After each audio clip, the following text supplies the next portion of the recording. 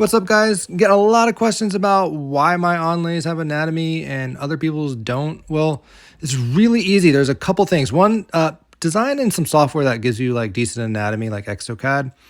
Two, use flush cutters to remove your supports and then fine tune your support bumps with flush cutters rather than taking giant acrylic burrs and Scotch-Brite wheels to your prosthetic, because you'll just wipe away your anatomy. Three, use alcohol and very hard compressed air to blow the resin out of the grooves, because the resin just pools in those grooves naturally, and you'd be surprised how much anatomy you're just curing away by polymerizing it in the grooves.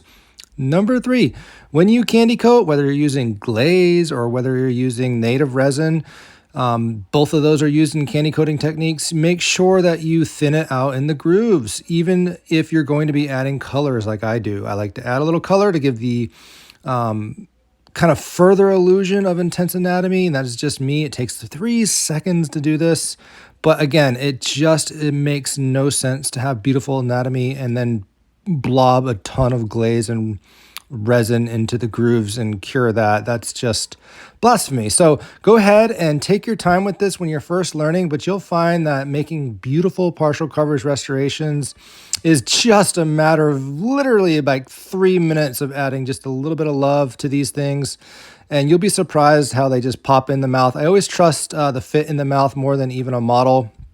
I don't typically adjust the restorations to fit a hard model. But yeah, I hope this tip helps you guys, and I want to see your beautiful restorations.